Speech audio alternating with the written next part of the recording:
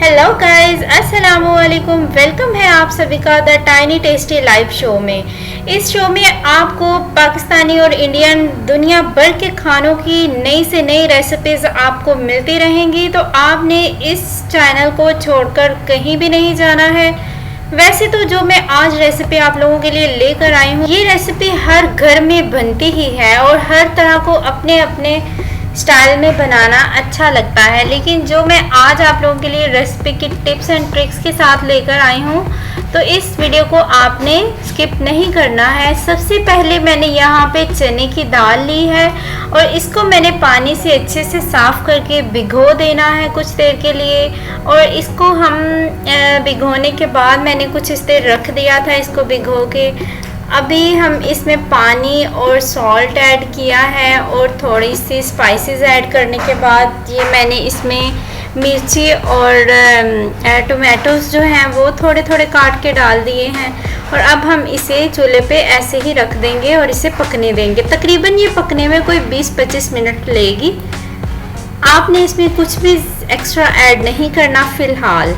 आगे आगे देखते जाएं वीडियो में मैं क्या क्या ऐड करती हूँ। यहाँ पे दाल को पकते हुए हमारी को 20 से 15 मिनट हो चुके हैं। अभी मैं इसके लिए एक जिंजर और गार्लिक का पेस्ट बनाऊंगी तड़के के लिए, जो हम इसमें लगाएंगे। अभी ये देखिए हमारी दाल जो है वो अच्छी तरह से इसका पानी भी खुश्क हो चुका है और ये पक भी गई है। अब दूसरी तरफ मैं पैन में तड़के की तैयारी करूँगी। तड़के में हम लोगों ने जो पेस्ट तैयार किया था वो बनाया ऐड किया है और साथ में हमने ग्रीन चिली ऐड की है और हम इसे सिर्फ लाइट ब्राउन करेंगे। और ये देखिए मैंने तड़का लगा दिया है। अब हमने कुछ भी न्यू और एक्स्ट्रा स्पाइसेस ऐड नहीं करना है इस दाल में।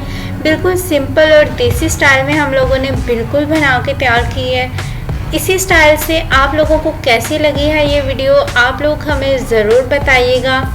अब यहाँ पे मैं राइस की तैयारी करने लगी हूँ। राइस के लिए हम लोगों ने ज़ीरा और प्याज को हमने लाइट ब्राउन करना है। पानी ऐड किया थोड़ा सा ताकि ये जले नहीं। हम इसमें पानी उतना डालेंगे जितने हमारे चावल हैं।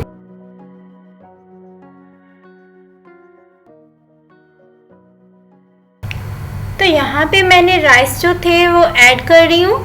ऐड होने के बाद हम इसे कुछ 5 से 6 मिनट के लिए पकने देंगे।